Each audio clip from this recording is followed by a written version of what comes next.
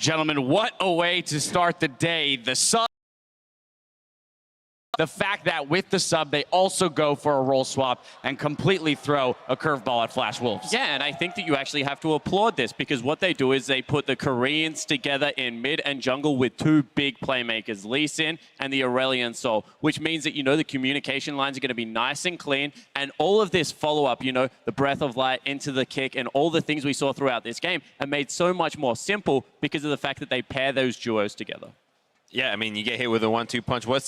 What is Flash Wolves supposed to figure out from this composition? When you swap the roles, you have no idea. Your scouting previously has gone to waste, and the game just devolves into a very stale. You're waiting for something to happen, and Flash Wolves is continuously trying to pressure the bottom side. And while they were unable to really make something happen in the initial attempts, they were actually able to get the first turret. They were able to trade Tier 2 and Tier 1 topside for a Tier 1, but after that, they just, I guess, forgot to do that. I think Lecrit said it best in his interview. Like, if you don't know what the heck you're doing, no one's going to know what the heck you're doing. And when you're a Casa and you're like, I'm jungling against a mid laner, this guy is...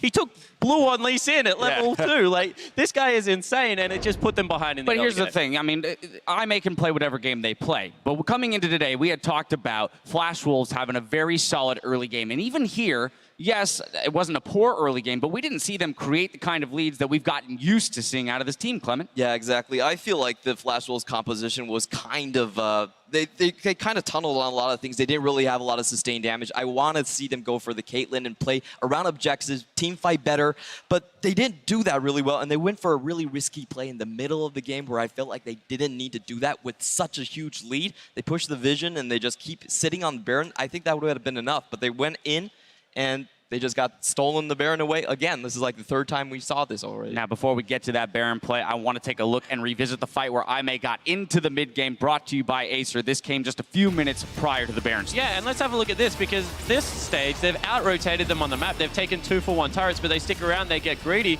And why are you fighting a team like IMA? This is what the team does the best. You don't want to fight against a Chinese team in these conditions, especially when they're collapsing on you. But ultimately, Flash Wolves plays it really nicely. They get a little bit lucky with the kick, being able to dislodge the Malzahar ultimate. But if the skill shots had landed a little bit better, I actually think that Flash Wolves could have come out ahead, particularly as we see Karsa trying to flash in for a cocoon right here towards the end. Yeah, but one more time, you know, things could have gone better, but this is where you just don't challenge the LPL teams.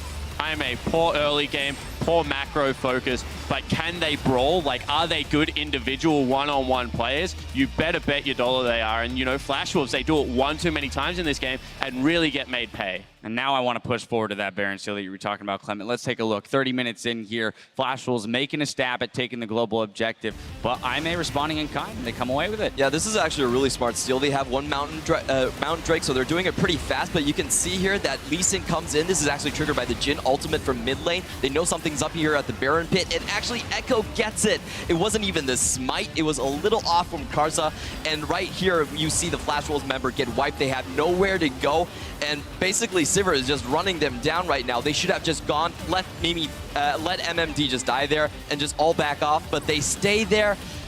Jhin gets picked off in the end. They get 2 turrets off of it. In the end, I don't think that Flash Wolves necessarily would have lost from that fight, but the other fights really did them in. So my problem with that play is that when you're making a sneak like that and you don't have vision of the opposing jungler, you're going to have to commit more than just, oh, it's a surprise Baron. They should have committed the teleport right around the time that you know that you're fully committing to taking that Baron. And the TP only comes after they see Lee Sin. Had that Poppy teleported sooner, you could have popped the Banshee out of the Lee Sin. You would have been able to ult him out right away. No chance of a steal. And like Krepo had mentioned, the dual lane tunnel a little bit too much on focusing down that mid lane. You have time can't ult to get them out of there. You have the ability to collapse and help out and finish that Baron. And we can really see how much Flash Wolves struggled to create a lead there in that gold graph, right? Only extending over that 30 minutes, just a slight amount before it swings wildly in the other direction. Yeah, 100%, but one more time, I just want to compliment IMA because this is a team that backs against the wall through everything they had. This was obviously something they had prepared for, and, you know, they get what they wanted for out of it, so now they're back in the running for this group. Yep, amazing Jay picking up a player game this time around. Had some great flanks, some good map pressure around, but here's what I really want to approach. I mean, you see the scoreline there, 4-0-10. That's phenomenal. But what I really want to approach is you're coaching IMA. What do you do now after the success of this roster? Do you continue to play the same roster, or do you fall back onto what you came into the tournament with?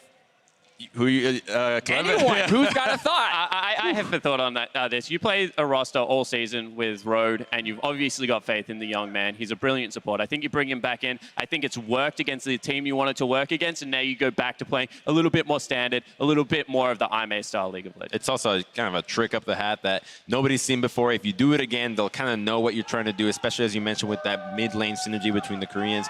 That's going to be an obvious tell for other teams to look at and expect that mid-lane pressure. It's a situation where I think you'd have to call in the depth of their champion pools with that role swap, right? How many junglers can Athena really play outside of Lee Sin? So if I were going to attack that roster, I would just ban out the Lee Sin, and then all of a sudden the whole strategy could fall apart. So I'm kind of in the same boat as you guys. You qualified for Worlds with that original squad. You keep pushing through it with that. Now when we return from the break, SKT and Cloud9 battle it out as they fight for the quarterfinals.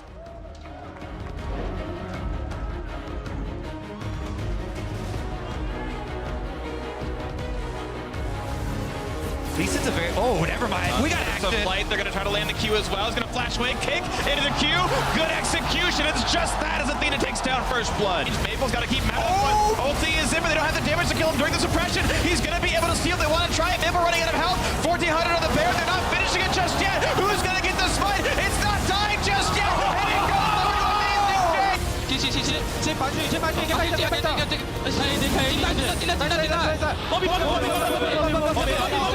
我没拿了，没 Q。The rest of Flashes, but it's now Jin Zhao on the chase. The ricochet bounces, almost lands it, but it's now Baby driving through, hoping to get the damage, and now could be the last one alive, running for dear life. IMA looking to improve to 2-2.